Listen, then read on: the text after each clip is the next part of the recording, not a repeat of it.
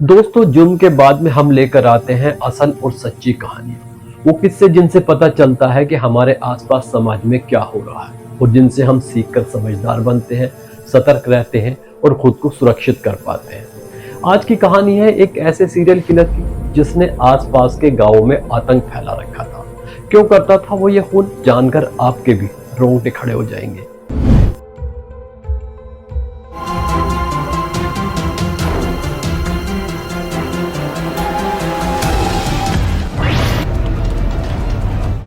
9 जून 2001 शनिवार की रात थी।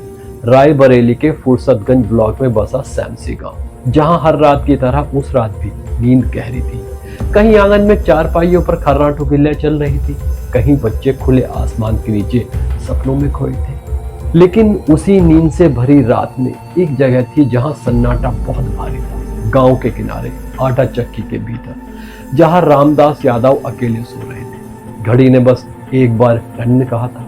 रात का 1 बजा था और तभी एक ऐसी आवाज गूंजी जिसने पूरे सन्नाटे को चीर दिया। दाएं गोली चली और रामदास के होठों से एक शब्द भी नहीं निकला। सब कुछ बस कुछ ही सेकंड में खामोश हो गया। रोजाना ठीक बजे रामदास अपनी चक्की खोल लेते थे, लेकिन आज दरवाजा अब तक बंद था। गांव का एक आदमी वहां से गुजरा। उसने हल्के से किवाड़ खटखटाया, कोई जवाब नहीं। दूसरी बार जोर से खटखटाया और तभी किवाड़ धीरे से खुल गया। अंदर जो नजारा था उसे देखकर उसकी सांस अटक गई। थोड़ी देर वो यूं ही खड़ा रहा, फिर अचानक जोर से चिल्लाने लगा, रामदास मर गया, रामदास मर गया, खून खून खून हो गया। पलक झपकते ही पूरा गांव वहां जमा हो गया। भीतर का मंजर किसी खौफनाक फिल्म से कम नहीं था। रामदास जमीन पर पड़े थे, सिर के पीछे गोली का निशान साफ दिख रहा था। खून सूख चुका था और उनकी आंखें अब भी खुली हुई थी। गांव वाले सदमे में थे। भीड़ में से रास्ता बनाते हुए रामदास की पत्नी और छोटा भाई रमेश यादव चक्की के अंदर घुसे। रमेश ने जैसे ही लाश देखी उसके आंखें भर आई। भैया भैया कहता हुआ वो वहीं घुटनों के बल बैठ गया। पत्नी के हाथ से पल्लू छूट गया। बिस्तर पर सूखा खून और उसके ऊपर मंडराती मक्खियां। मंजर दिल दहला देने वाला था। थाने में खबर पहुंची। कुछ ही देर में दरोगा अपनी टीम के साथ चक्की पहुंचा। हाथ में नोटबुक थी, चेहरे पर वही ठंडापन जो हर केस के शुरू में होता है। दरोगा ने कलम चलाई। बस कुछ ही सेकंड के खामोश और फिर वही सरकारी लाइन, अज्ञात के खिलाफ मुकदमा दर्ज किया गया। शव को पोस्टमार्टम के लिए भेज दिया गया। रिपोर्ट आई, भरवा बंदूक की गोली थी, नजदीक से दागी गई थी। खोपड़ी का पिछला हिस्सा फटा था। नाक और मुंह से खून निकल चुका था, पर उसके आगे कुछ नहीं। न कोई गवाह, न कोई सुराग। कुछ महीनों तक पुलिस आती रही, रजिस्टर में तारीख, वक्त और लाइनें लिखती रही। पूछताछ जारी है और फिर चली जाती। समय बीतता गया पर सन्नाटा खत्म नहीं हुआ। रामदास की मौत के बाद 1 साल के भीतर 3-4 नहीं कई और लाशें मिली और यह कत्ल अब सिर्फ सैमसी गांव तक सीमित नहीं थे। फुर्सतगंज के आसपास के गांव, हर जगह वही किस्सा, वही तरीका।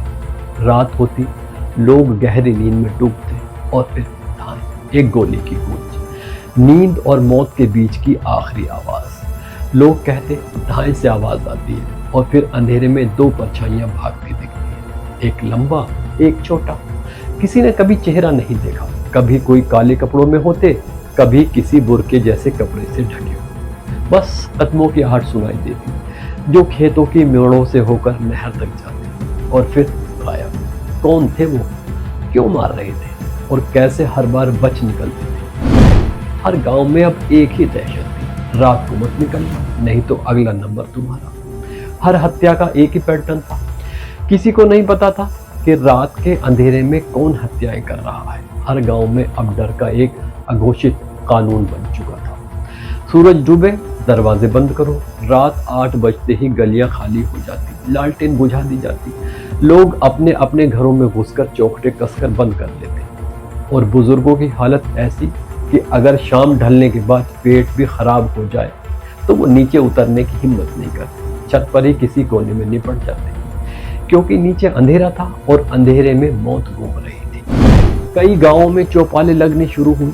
लोग बांस की खाटों पर बैठकर अंदाजे लगाने लगे। कोई कहता ये सब जमीन जायदाद का झगड़ा है, दूसरा काट देता नहीं, बच्चों की लड़ाई से शुरू हुआ था। तीसरा हंसते हुए बोल पड़ता, अरे नहीं भैया, ये तो भूत प्रेतों का चक्कर है। इंसान इतनी बार कैसे मार सकता है? लेकिन हकीकत ये थी कि किसी के पास कोई जवाब नहीं था। हर रात गांव के ऊपर एक साया घूमता था जो सुबह होते ही लाश छोड़ जाता, और पीछे बस ये सवाल, आखिर कौन है वो जो सोते हुए लोगों को मौत की नींद सुला रहा है। महीने बदले, साल बदले, लेकिन खौफ नहीं बदला। वो डर जो 9 जून 2001 की रात को शुरू हुआ था, अब तक गांवों की हवा में तैर रहा था। रामदास की तरह और भी कई लोग अपने ही आंगन में, अपने ही चबूतरे पर सोते हुए मारे गए। लोग कहते थे, अब मौत किसी को नहीं चुनती, वो बस आती है और एक गोली छोड़ जाती है। हालात ऐसे हो गए कि आईजी और डीआईजी तक को खुद मौके पर आना पड़ा। गांवों में फोर्स तैनात हुई, पर कातिल हर बार उनकी आंखों से ओझल हो जाता। वो जैसे ही रात को चीरता हुआ आता, किसी की सांस रोकता और फिर अंधेरे में गुम हो जाता। कहते हैं उस वक्त गांव में बच्चे तक ये दुआ मांगते, हे भगवान, आज रात धाई की आवाज न सुनाई दे। 2003 की एक उमस भरी दोपहर में फुर्सतगंज थाने की दीवारों पर पसीने की नमी थी, और ऊपर से आया था एक खास आदेश। विनोद पांडे को बुलाया गया था। जिम्मेदारी बड़ी थी, एक के बाद एक 35 हत्याएं जो पिछले 5 सालों से पुलिस की फाइलों में बस तारीख बनकर रह गई थी। विनोद पांडे ने टेबल पर पुरानी फाइलें फैलाई, धूल के बीच से झांकते नाम, और उन पन्नों पर दर्ज वही डर, रात में सोते हुए मारा गया, गोली सिर के पीछे से चली। गवाह कोई नहीं। उन्होंने पिन उठाई, नक्शे पर एक के बाद एक लाल निशान गढ़ते चले गए। फुर्सतगंज, ब्रहनी, सरवनपुर, वादे का पुरवा, किशनपुर केवई, सुल्तानपुर, रायबरेली रोड के किनारे जैसे मौत ने अपना रास्ता बना रखा। हर 2-3 महीने में एक नई लाश, हर बार वही पैटर्न, नींद, सन्नाटा और एक धाई जो गांव की रात चीर देती थी। अब तस्वीर साफ हो रही थी। ये कोई हादसा नहीं था, ये एक सीरियल पैटर्न था, एक सीरियल किलर। विनोद पांडे ने जब सारे बिंदुओं को एक साथ जोड़कर देखा तो एक ही लाइन निकली उनके मुंह से, ये तो कोई सीरियल किलर है। अब पुलिस के सामने सिर्फ एक नहीं, 2 चुनौतियां थी। पहली, कातिल को पकड़ना, और दूसरी, तब तक किसी और की जान बचाना। विनोद पांडे ने कई टीमें तैनात की। रिस्पॉन्स टाइम घटाने के लिए गांव के एक पुराने प्राइमरी स्कूल में अस्थायी चौकी बना दी गई। डेस्क पर नक्शा, ऊपर टंगी लालटेन और कोनों में बंदूकें। शनिवार, रविवार और सोमवार, अब ये 3 दिन किसी त्योहार की तरह नहीं बल्कि ऑपरेशन डे बन चुके थे। 7-8 थानों की फोर्स मिलाकर रात भर पेट्रोलिंग करती। सिपाहियों के हाथों में ड्रैगन लाइटें जो अंधेरे को ऐसे चीरती जैसे शिकारी अपने शिकार की तलाश में निकलता हो। गांव के हर रास्तों पर बाइक स्क्वाड गश्त करने लगे। खेतों की मेड़ पर जवान रेंगते हुए चौकसी करने लगे, और गांव वाले वो भी भाला बल्लम लेकर पहरे पर बैठ गए। हर किसी की निगाह अब साए में झांक रही थी। 1 हफ्ता, 2 हफ्ते, फिर पूरा महीना बीत गया, और हैरत की बात, हत्याएं थम गई। मगर विनोद पांडे की आवाज अब भी ठंडी नहीं पड़ी। वो कहते हैं, मर्डर की आदत भी एक किस्म का नशा होती है। जितनी देर रोको उतनी ही बेचैनी बढ़ती है। शायद उस बेचैनी में सीरियल किलर ने रिस्क लिया और फिर वापसी की। 8 नवंबर 2004 की शाम थी। धुंधले बल्बों की पीली रोशनी में फुर्सतगंज का सैमसी गांव किसी पुराने थ्रिलर फिल्म के सेट जैसा लग रहा था। गांव के कोने पर विजयलाल साहू अपने घर के बाहर अलाव ताप रहे थे। पास ही 2-3 लोग बैठे थे। कोई बैत की नोक से आग कुरेद रहा था, तो कोई बीड़ी सुलगा रहा था। माहौल में सुकून था, और किसे पता था कि सुकून की यही शाम खून में बदलने वाली है। अचानक धाई। एक गोली ना बहुत पास से ना बहुत दूर से, बस इतनी दूरी से कि दहशत सीधा सीने में उतर जाए। विजयपाल की छाती में आग की लकीर जली, और वो वहीं गिर पड़े, निढाल, बेदम, बेजान। भीड़ सन्न रह गई। किसी ने चीख कर कहा, वो उधर भाग रहा है, सफेद कपड़े वाला, नहर की ओर। लोग झट से दौड़े। हत्यारा खेतों की मेड़ों से होकर भागा, और फिर अचानक एक आवाज आई, छपाक। सन्नाटा टूट चुका था। गांव वाले दौड़ पड़े। लाइटें टिमटिमा रही थी। पानी की सतह पर कुछ लहरें थी, फिर खामोशी। तभी पुलिस पहुंच गई। विनोद पांडे खुद मौके पर थे। मिट्टी में उधड़े निशान थे, कुछ गीले पत्ते बिखरे थे, और फिर वही पहली बार एक ठोस सुराग मिला। घास में पड़ा था एक जूता। गांव में अब हर दरवाजा सवाल बन चुका था। हर आवाज शक में बदल गई थी। पुलिस ने पूछताछ तेज कर दी। हर घर, हर आंगन, हर चौखट पर दस्तक दी जा रही थी। एक हफ्ता बीत गया, फिर दूसरा शुरू हुआ, लेकिन इस बार लगता था कातिल कहीं ना कहीं चूक गया है, और वही चूक कहानी मोड़ने वाली थी। पूछताछ के दौरान गांव के एक बुजुर्ग ने पुलिस को बुलाया। धीरे स्वर में कहा, साहब, उस रात हमने अपने पड़ोसी शिव बालक साहब को घर में घुसते देखा था। उसके कपड़े भी गीले थे। नाम नोट हुआ, शिव बालक साहब, उम्र 57 साल, फुर्सतगंज मार्केट में कपड़े की दुकान। अब पुलिस के दिमाग में हल्की चिंगारी जली और गांव वाले बोले, अरे वो भला आदमी है साहब, पूजा पाठ करता है, अपने काम से काम रखता है, घर से दुकान, दुकान से घर, किसी से ज्यादा बोलता तक नहीं। पर जैसे जैसे विनोद पांडे ने उसकी फाइल देखी, एक बात खटकने लगी। कुछ साल पहले शिव बालक की पत्नी अचानक गायब हो गई थी। किसी ने उसे देखा नहीं, किसी ने उसके बारे में पूछा नहीं। जो 2-4 रिश्तेदार पूछने की हिम्मत जुटा पाए, उन्हें शिव बालक ने बस इतना कहा था, अपने काम से मतलब रखो। रात ढल चुकी थी, लेकिन विनोद पांडे के दिमाग में कुछ क्लिक हुआ, जैसे किसी मशीन के अंदर अचानक कोई पुराना गियर घूम गया। उन्होंने शिव बालक को थाने बुलाया। पहला सवाल पूछा गया और बस वहीं से कहानी ने मोड़ लिया। हर सवाल पर उसकी आंखों की पुतलियां फैलती, फिर अचानक से खुल जाती। ऐसा रिएक्शन किसी आम आदमी का नहीं था।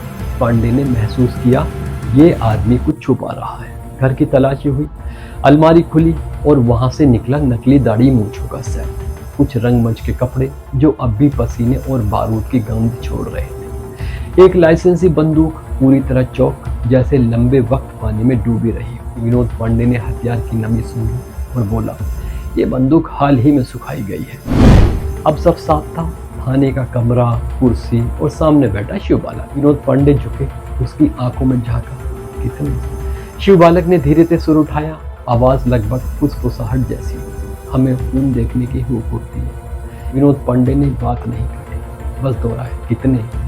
शिव बालक के होठ थरथराए, 22 महीने, 2 महीने में किसी को मां नहीं देते तो नींद नहीं आती। अजीब सी बेचैनी होती थी, जब तक खून की बूंदें जमीन पर गिरती नहीं, दिखती नहीं, सुकून नहीं मिलता। मर्डर के बाद ही नींद आती थी। वो रात सिर्फ एक कबूलनामे की नहीं, बल्कि इंसानी दिमाग के सबसे अंधेरे कोने से आई खौफनाक सच्चाई की, जहां पश्चाताप नहीं, बस आदत थी, खून की आदत। पूछताछ की मेज पर एक और परत खुली। इस बार सामने था शिव बालक का बेटा गुड्डू।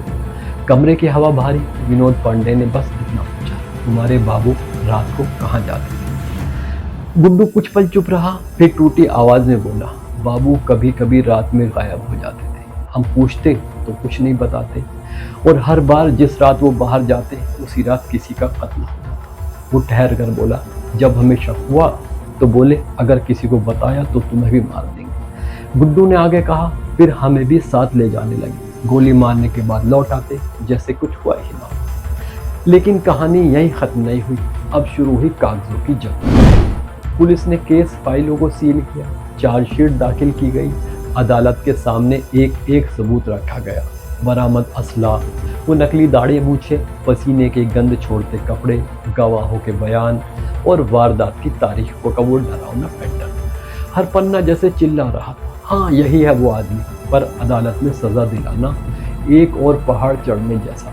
कानूनी दावपेच, गवाहों की यादें और बचाव पक्ष की चालें। हर सुनवाई में कहानी थोड़ी बदलती, मगर सवाल वही रहता, क्या शिव बालक ही वो शख्स था जिसने पूरी रातों को डर में बदल दिया था? समय, जिसे कहते हैं सबसे बड़ा जज, उसने भी इस केस को लंबा खींच दिया। कुछ गवाह अपने बयान से पलट गए, कुछ सबूत वक्त की धूल में खो गए, कहीं कोई कड़ी टूट गई, कहीं बेनिफिट ऑफ डाउट मिल गया, और अदालत की तारीखें बस बढ़ती चली गई।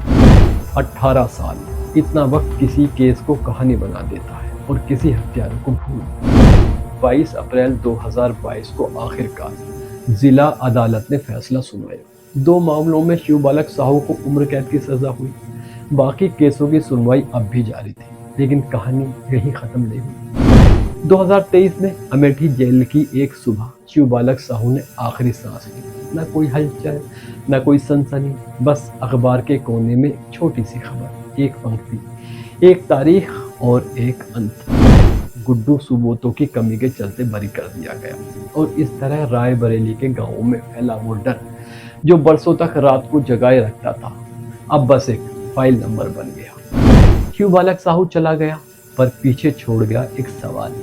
क्या इंसान जुर्म से बड़ा हो सकता है, या जुर्म ही इंसान के अंदर छिपे अंधेरे का नाम है? दोस्तों, अगर ये कहानी आपको सोचने पर मजबूर करती है तो समझिए जुर्म के बाद अपने मकसद में कामयाब हुआ। क्योंकि हमारा मकसद सिर्फ कहानी सुनाना नहीं, बल्कि हर कहानी से एक सबक देना है। इसलिए याद रखिए, गुनाह चाहे छोटा हो या बड़ा, उसका अंजाम हमेशा बड़ा होता है और कानून की नज़र से कोई नहीं मिल सकता। अगर आपको यह एपिसोड पसंद आया हो तो इसे लाइक करें, शेयर करें और चैनल को सब्सक्राइब करना तो बिल्कुल ना भूलें, क्योंकि अगली कहानी भी सच्ची होगी। तब तक के लिए सावधान रहिए, सतर्क रहिए। Take care.